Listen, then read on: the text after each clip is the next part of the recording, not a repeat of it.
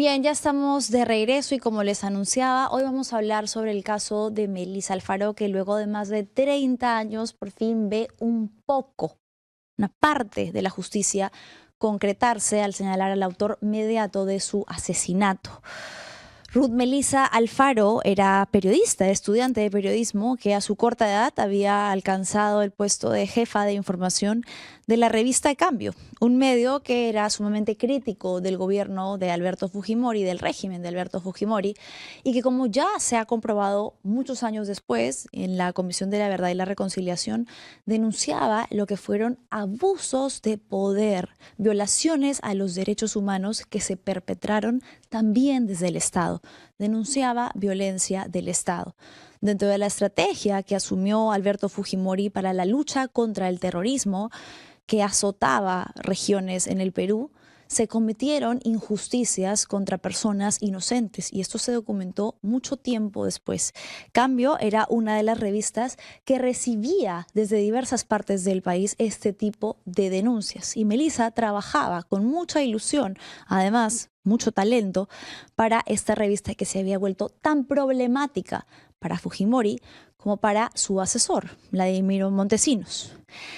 El 10 de octubre de 1991, una muy fuerte explosión remeció la redacción, las oficinas de la revista Cambio, y mientras todos buscaban de dónde había surgido, lo que encontraron fue el cuerpo de Melissa.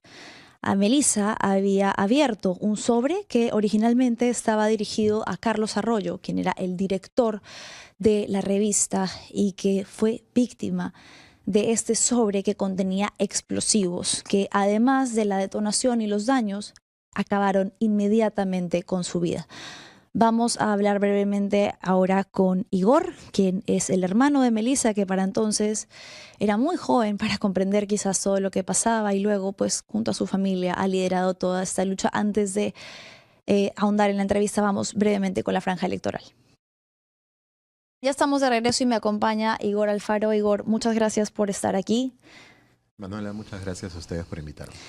Bueno, el viernes ha sido un día histórico, un hito importante, no solamente para tu familia, sino para la historia de muchas de las víctimas del régimen de Alberto Fujimori y de violaciones de derechos humanos.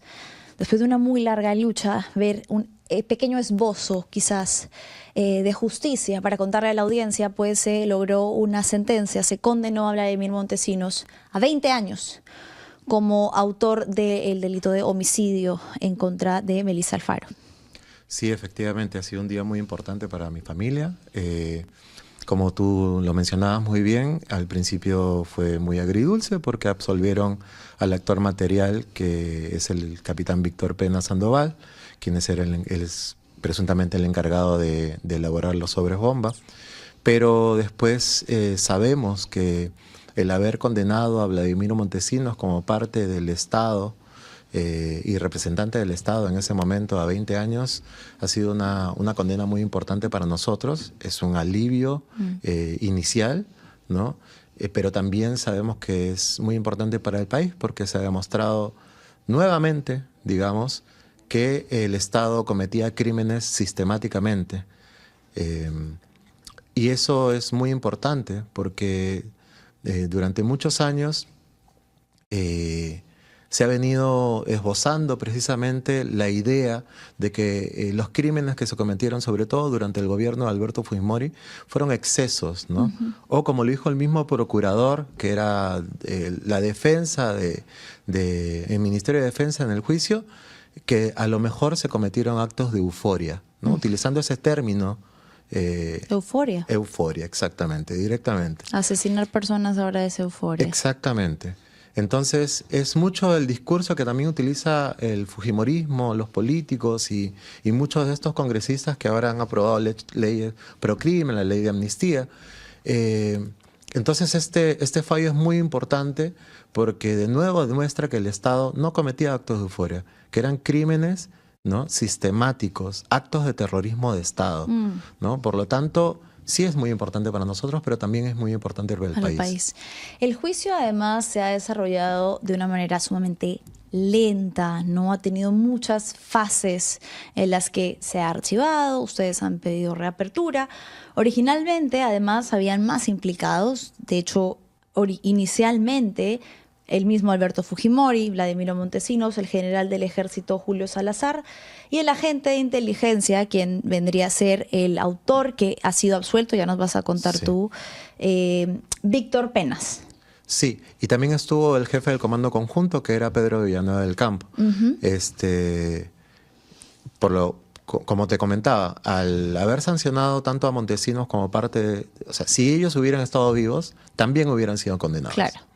Ahí hay algo que es importante que la audiencia lo sepa, que forma parte de la columna vertebral de la teoría de la fiscalía, ¿no? Cuando, posterior a los hechos, UDEX, que es la unidad de explosivos, hace una pericia, como tiene que hacer en este tipo de crímenes, había determinadas carga explosiva, acá tengo el nombre específico, pero es anfogelatina. Anfogelatina. Pero para que la audiencia lo entienda un poco, es un explosivo que para la época solamente podría haber tenido acceso a el ejército.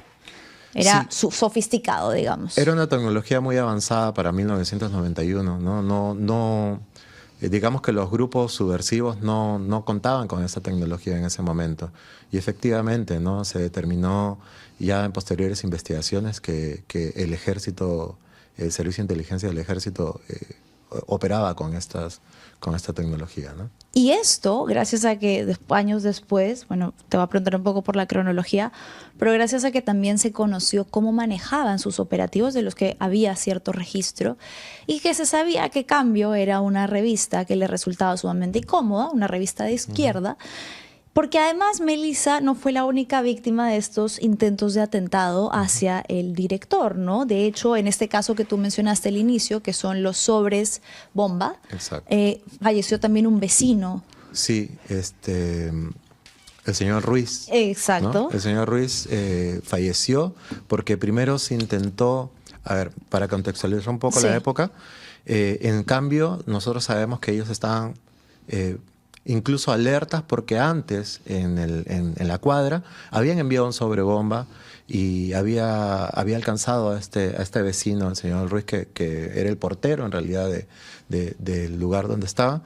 Y por eso es que posiblemente cambiaron la modalidad, porque a Melissa no le llega un sobre, le llega un periódico francés, el cual estaba envuelto, ¿no? Y sobresalían ambas partes del periódico. Como para que se note que era un periódico. Exactamente, para que se note que era un periódico dentro de la misma correspondencia. Entonces ella al mediodía decide no almorzar con sus compañeros, sino ir a ver la correspondencia. Y es donde ocurre su asesinato, ¿no? Claro. Sí. Es por eso que se considera el caso más amplio y que se determina que, como tú lo mencionaste, era una práctica sistemática que tenía como objetivo eliminar a quienes resultaban incómodos para el poder, o amenazar, amedrentar, ¿no? También hubieron 2 sobres más, o sea, hubieron en total 4 sobres bomba, 2 fallidos, ¿no? Uno a un abogado de derechos humanos y otro al congresista Ricardo Letts, que era diputado en ese momento. Correcto. Lamentablemente, en el caso de Melissa, ella falleció inmediatamente. Y luego de esto es que también tu madre, Norma Méndez, empieza un poco la búsqueda por justicia en el caso de tu hermana, lo que ella narra también como años de terror en los que el ejército amedrentaba, tocaba la puerta, seguimiento, reglaje. Yo tengo una anécdota, 2 o más anécdotas en realidad, pero una clarísima, ¿no? Nosotros vivíamos en Ciudad del Deporte, en Ventanilla. ¿Tú cuántos años tenías, perdón? Yo tenía 13. 13. Y Ciudad del Deporte, para quienes conocen, se maneja por pasajes, ¿no? O sea, hay una pista general, pero después para entrar a las casas entras por pasajes, ¿no? Peatonales, obviamente. Pero mis amigos en esa época me fueron a buscar, nos tocaban la puerta, porque nosotros habíamos visto jeep del ejército, de la Marina eran, después comprobamos que era de la Marina, pasar por la puerta de mi casa. Y ellos mismos me comentaban, ¿no? Están preguntando por tu familia, ¿no? O otros actos de que nos llamaban por teléfono, o En algún momento han ido hasta en 2 oportunidades un taxi en la madrugada a tocar mi puerta diciendo que un hombre se había metido a mi casa sin pagar. Wow. Eso podría parecer como anecdótico cuando se repite una segunda vez, además una persona que salía del auto de la misma manera, muy parecido a mi padre, como se vestía mi padre, que no vivía con nosotros en ese momento. Y cuando mi madre les increpa que ya habían venido, ellos le dicen que ya vinieron, se rieron y se fueron. ¿No? Ese tipo de acciones. De acciones de amedrentamiento. Y persecución, efectivamente. Sí. En el 92, con el golpe de estado de Fujimori, se desaparece mucho material importante para la investigación. Exacto.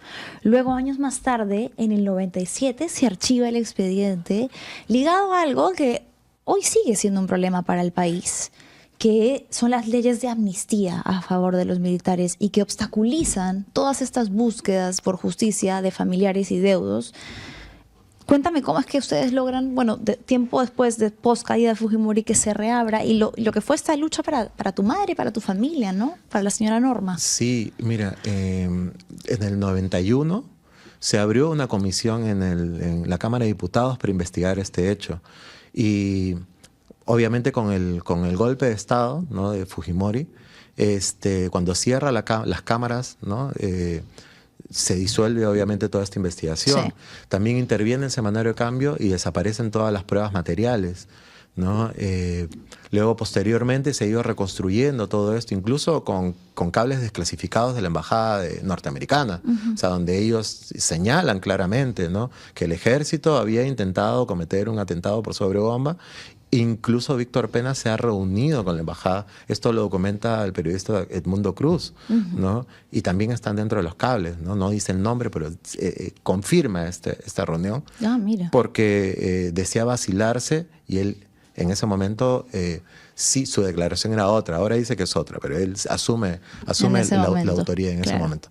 Pero años después, mi hermana Iris es la que comienza a tocar puertas a distintas instituciones y es donde encuentra a PRODE. Digamos, alberga el caso y a partir de ahí comienza de nuevo la lucha judicial. Luego, posteriormente, nosotros, como sabes, las familias, sobre todo víctimas de la violencia, necesitan otro tipo de estructura también, porque nosotros no tenemos para pagar abogados 34 años. O sea, necesitamos una estructura, aparte con todas las cosas que nos van sucediendo en el camino, ¿no? Pero también necesitas una estructura de apoyo emocional y de apoyo en la lucha. Y fue cuando mi madre, en el año 2010, se conecta con otros familiares del caso La Cantuta y Barrios Altos y con otros estudiantes en ese momento y le invitan a formar parte de la Coordinadora contra la Impunidad, que ha sido clave para nosotros integrarnos al grupo de familiares que ya venían luchando por otros casos de violencia política, ¿no?, de esos años. Y gracias a esos factores es que nosotros agarramos fuerza y comenzamos de nuevo a visibilizar el caso, a poco ir realizando acciones. Y en ese camino se han ido sumando, y gracias, ¿no? Eso es les doy las gracias en realidad por parte de mí y toda mi familia. Se han ido sumando ciudadanos de a pie, ¿no? Colectivas, ¿no? La colectiva cultural Trenzar estuvo mucho tiempo apoyándonos a nosotros, pero también Collera, Demos en algún momento, ¿no? Y muchas compañeras feministas, Tamboras Resistencia, ¿no? Podría pasarme mencionando un montón de personas, Jauría en su momento, pero digamos que nosotros agarramos fuerza gracias a que también exponemos el caso, nos exponemos nosotros, sí. Y debido a esa exposición, que fue una decisión familiar, es que poco a poco fuimos recibiendo cada vez más apoyo y más adeptos. Gracias a eso, te soy sincero, es que hemos podido resistir. Bien. ¿No? Con un esfuerzo colectivo.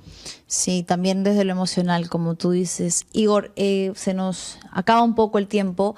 No quiero cerrar sin dejar de mencionar que la sentencia, si bien, como iniciábamos diciendo, ha condenado a Vladimiro Montesinos, ha absuelto a este señor que tú mencionabas, a Víctor Penas, y es algo que ustedes van a apelar. Por supuesto, vamos a apelar. Ya nuestra abogada, la doctora Gloria Cano, ya lo ha mencionado, va a apelar este hecho, pero también por parte de la familia, aparte de apelar, ahora que se ha demostrado que el Estado es responsable, nosotros, y lo vamos a decir fuerte y claro, ¿no? Vamos a exigirle al Estado, o sea, a la otra parte, que nos diga quiénes más estuvieron implicados, porque esto no es solo obra de 2 o 3 personas. Esto es todo un aparato sistemático, ¿no? Impulsado precisamente por el gobierno de Fujimori en su momento, hay que decirlo claramente, ¿no? Para poder cometer actos de terrorismo. Y también hay que decirlo claramente, esos fueron actos de terrorismo. Una bomba, un sobrebomba enviado es un acto de terrorismo, terrorismo de Estado. Por lo tanto, debe ser igual de condenable que los otros actos terroristas. Entonces, nosotros vamos a exigirle al Estado saber, que nos diga quiénes más estuvieron implicados en esto. Correcto. Ha sido entonces, de todas maneras, como lo menciona Igor, una sentencia agridulce después de 34 años. 34 años que te arrebatan a tu familiar de la manera más cruel, violenta.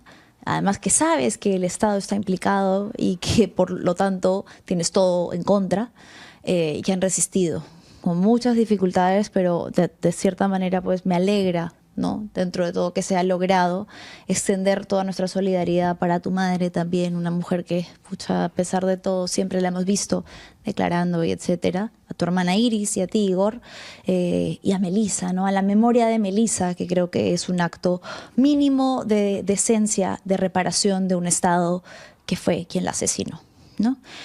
Muchas gracias por haber venido. Muchas gracias por invitarme. Igor, bueno, con esto ya cerramos y con nosotros será hasta mañana. Chao, chao.